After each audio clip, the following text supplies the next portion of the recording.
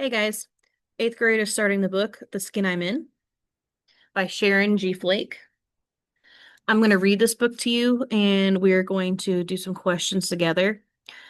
So, ground rules, you guys know that I don't like it when you play videos out loud around each other because it just reverberates. So, you need to have your notebooks, something to write with, and headphones. So, go get those now and then come back to this video. So, go ahead and pause me and then come back.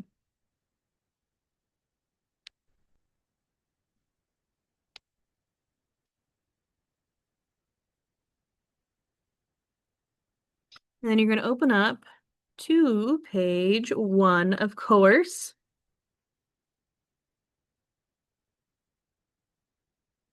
And we're going to get started.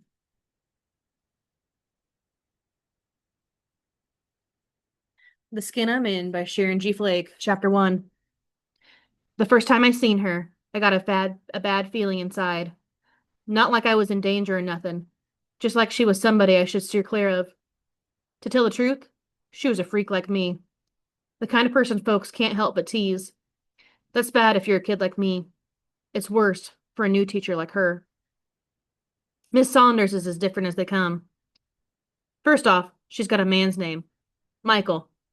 Now, who ever heard of a woman like named that? She's tall and fat like nobody's business, but she's got the smallest feet I ever seen. Worse yet, she's got a giant white stain spread halfway across her face like somebody's tossed acid on it or something.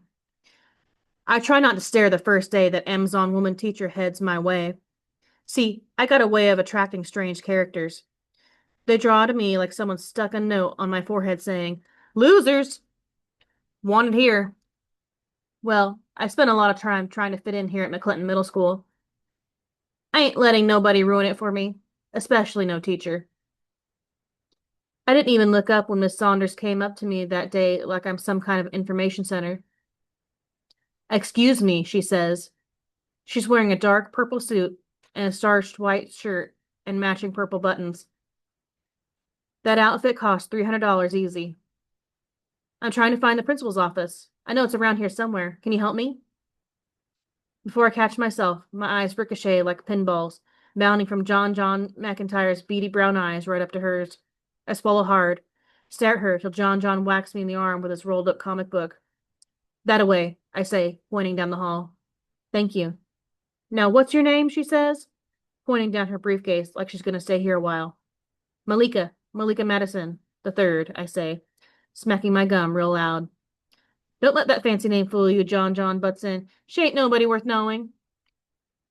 Miss Saunders stares down at him like till he turns his head away and starts playing with the buttons on his shirt like some 2-year-old.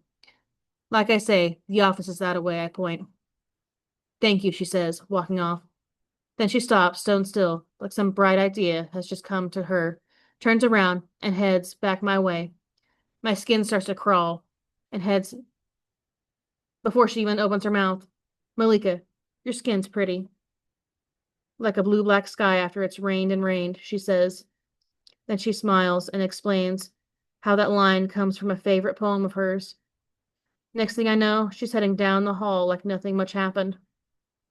When she's far enough away, John says back to me, "I don't see no pretty, just a whole lot of black."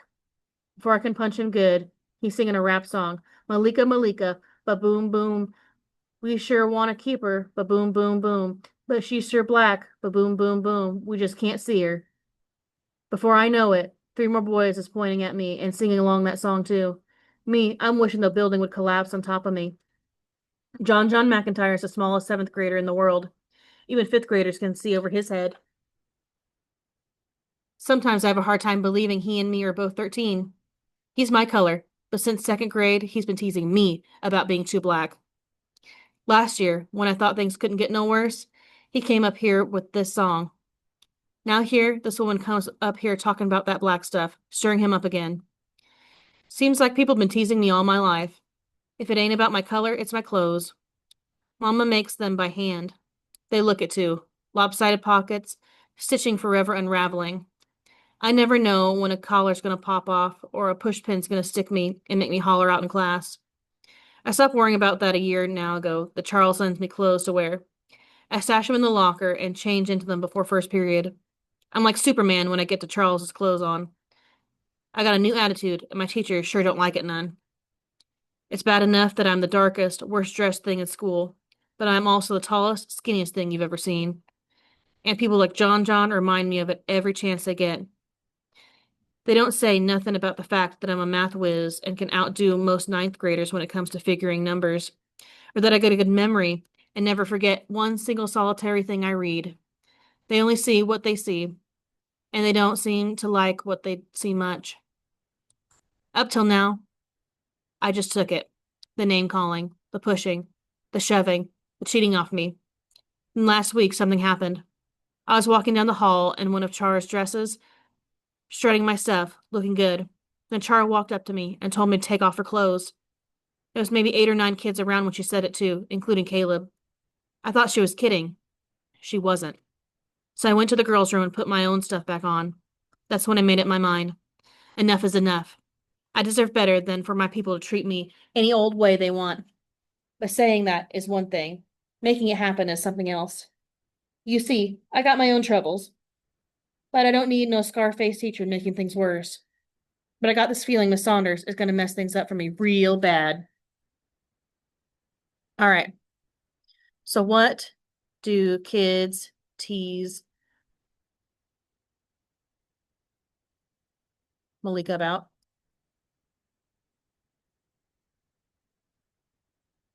You're going to get answer these questions in your notebook. So pause and answer these and unpause when you're ready to move on to the next one. Number 2, what is Malika really good at? Number 3, what happens at the end of the chapter that makes Malika change her outlook on life? Remember, pause and unpause. Answer these questions. Number 1, what do kids tease Malika about? Number 2, what's Malika really good at? And number 3, what happens at the end of the chapter that makes Malika change her outlook on life? So what makes her change how she feels about living and how she lives her life? Answer those questions and we're going to move on to chapter 2. When you're ready, unpause. Chapter 2. John thinks he's smart. I hear him still singing that boom boom song under his breath. I don't have to listen to it either. So instead of going off to fifth period and sitting next to him, I'm going outside. There's plenty of kids hanging out around the corner at the pretzel place. I just have to lock my locker for the coat and slip out the back door. Soon as I get down the hall, though, who do I see but that woman? She's all up in somebody else's business already. Young lady, she says to a girl leaning against the wall with a boy sucking on her neck. Get to class. I turn up to a locker like I'm trying to open it. When the girl turns Miss Saunders' way, I almost choke on my spit. It's Charlize. Man, that stuff's gonna fly now. Charlize stares at Miss Saunders like she's out of her mind. Then she laughs. I see Miss Saunders crunching up her face and cutting her eyes at Worm. Worm busts out laughing and says, Dang, who you? Somebody's mama? I'm the new English teacher, Miss Saunders. Has got a real attitude when she says it too. Shoot, Char says. I ain't looking at that face 45 minutes every day. No way. Worm puts his arm around Char's shoulder. They walk down the hall right past me. Dang, what happened to her? He whispers. They head for the stairway and keep locking lips. The class or the office, Miss Saunders calls, after them real loud and steady. Charlize looks at Miss Saunders and rolls her eyes. Miss Saunders has got her hands on her hips. You have something to say? Big mistake, lady, I'm thinking. Charlize is the baddest thing in the school. She ain't gonna forgive you for loud talking to her. Charlize, she's crazy like. Next thing I know, she's telling Miss Saunders to mind her own business. She's saying something about her face. Worm's telling Char to cool it. He's dragging her down the hall with his hand covering her big mouth. The new teacher don't know when to quit.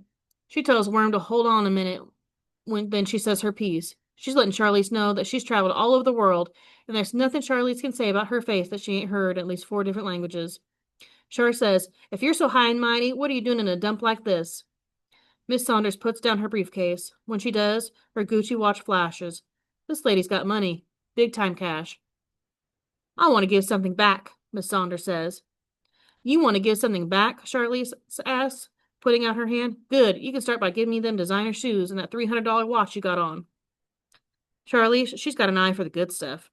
Her older sister Juju, who's been taking care of Char since their parents died 2 years back, has got all kinds of stuff at her house. Most of it's still got the price tags on it. She'll sell you a $300 pantsuit for $50 or a nice coat for a Benjamin, $100. Good deals if you got the dollars, which I ain't. Char's lucky. When my daddy died 3 years ago, Mama took her to sewing machine to get her ease the pain. I sure wish she'd taken to getting me clothes off a store rack instead. Her sewing is a shame. Worm tells Charlize to forget about Miss Saunders and get out of here. Charlize don't let the new broad off so easy. "You don't scare me," she says, putting her hands on her hips. But before Miss Saunders can speak, here comes Ty, interrupting everything. "I see you've met Charlize," Ty says to Miss Saunders. Ty teaches math. She's weird, too. She stands at the blackboard with one leg leaning on the other like a flamingo. She does yoga and hums like a heater on the bank. Ty is a strange chick, I'm telling you. "I see you made it," she says to Miss Saunders, grabbing both her arms and squeezing them tight in a friendly girl-to-girl squeeze. Ty looks funny standing next to Miss Saunders, who must be close to 6 feet tall. Ty is short, with long hair, and 2 sets of silver hoop earrings in her ears, and a small hole in her nose where she puts her nose ring when she ain't at work. "We're old college roommates," she says to Charlize. "You will love having this woman around. She really makes things happen." I don't know why Ty is telling all this to Charlize. She knows Charlize could care less. Ty and Miss Saunders head to the office. Ty tells Worm and Charlize to get to class. "Sure, Ty," Char says, all sweet and innocent. When Char is halfway up the hall, Ty looks over her shoulder at me and says, "That goes for you too, Miss Madison." So that's chapter 2. Who is Charlize? And I'm going to help you out on this one. Charlize, if you missed it, is Malika's cousin.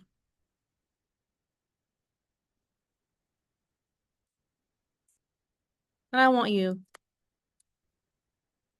to describe Charlize. What is she like? How does she interact with the people around her? What is she doing in the hallway?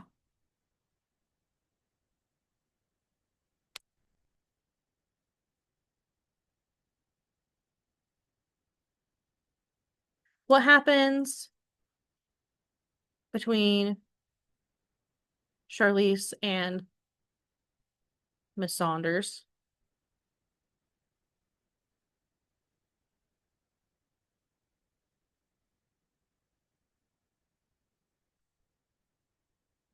So remember, be specific, pause.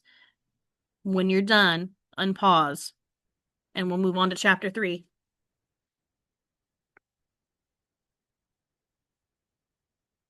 Okay, chapter 3. We're in the girls' room, like always. For once, I'm really trying to pee, not just talk about folks. That's hard in this school. Ain't no doors on the stalls. The principal took them off himself, so everything we do is out in the open. Like that's gonna stop girls from smoking cigarettes, writing on the walls, and cutting class. Everybody's talking about the new teacher. Her face looks like somebody threw a hot pot of something on it, Char says, frowning. "If I had a mug like that, I'd kill myself," she says, lifting up her arms and smelling her pits. I want to tell her that if I had hair balls as big as basketballs growing under my arms like she does, I'd kill myself. But I don't want to say what's on my mind. I just keep quiet. "I just think, if that was your mother," Raina, one of the twins, says. "I wouldn't even claim her if she was my mom's," Char says, taking out deodorant. And she pulls up her shirt and reaches inside to roll that sticky blue stuff on. The 4 of us meet in the bathroom every morning. Me, Char, and the twins, Raina and Race. We talk, smoke, stuff like that. I hang out in the bathroom to get out of Mama's homemade rags and into clothes Charlie brings to me to try on. Today, it's a skin-tight navy blue jeans dress with thick gold buttons. Char says the dress would look perfect if I had some hips and boobs to go with it. Char blows a fat ring of stinky gray smoke in my face. I laugh, like everybody else. You got to go along with Char if you want to get along with her. You can't be all sensitive. That's what Char says. When the first period bell rings, I throw my backpack over my shoulder and head to class. Char and them are cutting class. Hanging out around on the corner, probably. I ain't for looking at that woman's mug today, Char says. It's enough to make you throw up. Char takes out another cool cigarette and taps it in her hand like she's giving herself a needle. She puts it in her mouth and waits for Race to light it. Then she closes her eyes, sucks in the smoke slow and long like she's making a wish. The next thing I know, she's blowing smoke in my face again. I guess that's supposed to be funny. Char's laughing real hard. She tells me to get out of her face. I do what I'm told. I didn't always hang with Char. Last year, I hung by myself. I went to class, got mostly A's. Nobody even noticed me till Caleb Jamal Assam came along. Caleb was the smartest boy in school. Cute, friendly, a poet. I should have known being with him was going to cause me trouble. He stared at me half the year. I thought he saw what everybody else saw. Skinny, poor, black Malika. But Caleb saw something different. He said I was pretty. Said he liked my eyes and sweet cocoa brown skin. He wrote me poems and letters. He gave me spearmint gum inside. Walked me to class. Gave me a ring. I ain't told Mama. After a while, everybody knew. Charlize and them laughed when Caleb and I walked by. They stuck out their legs and tried to trip me. They wrote Caleb notes saying that not even Goodwill would want my clothes. Somebody said I had hair so nappy that I needed a rake to comb it. It was that class trip to Washington, D.C., where things really fell apart. Caleb sat next to me. They teased us all the way there. Sparks came from the back of the bus. Spit bombs flew my way. Then John started singing that song, Malika, Malika, we sure want to keep her, but she's so black, we just can't see her. The whole bus started in. Teachers tried to make them stop, but then it was too late. I looked at Caleb. He gave me the goofiest smile and said, Sorry, Malika. I moved to the front of the bus with his boys. They slapped him 5. Everybody laughed and clapped. I sat there with a frozen smile on my face, like that stupid Mona Lisa. Till this day, I didn't know nothing about Washington, D.C., just that I don't ever want to go there anymore. Things got worse after that. Kids picked on me more than ever. They sang John's stupid song whenever I walked the halls. They got on my case about every little thing. My hair, my clothes, my color, my good grades, the fact that teachers liked me. I didn't want to go to school after a while, but Mama said I had to, so I came up with a plan. I went to Char and said if she would let me hang out with her, kind of look out for me, I would do her homework and stuff. She laughed at first, said for me to get out of her face, that she didn't want no geeks hanging around with her, especially no ugly ones. I didn't listen. I turned up everywhere she was, the bathroom, lunchroom, water fountain. I even did her homework a few times to show her I knew my stuff. She gave in after a while, and kids started leaving me alone. After that, Shar started bringing clothes to school for me. You gotta look like something when you with me, she said, kicking a bag of stuff my way. But even those $100 pantsuits she brought in for me to wear can't make up for the hurt I felt when she slaps me with the mean words of hers. All right, we're going to end today with a quick write. I want you to describe to me what happened between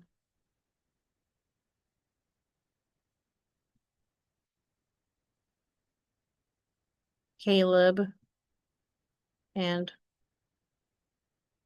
Malika. Who is he to her? And what happened on the DC trip? Be specific. Write as much as you can. When you're done, put your notebook up. Write until either I tell you you can stop or the bell rings. If you run out of things to write, you can draw. And that's it for today.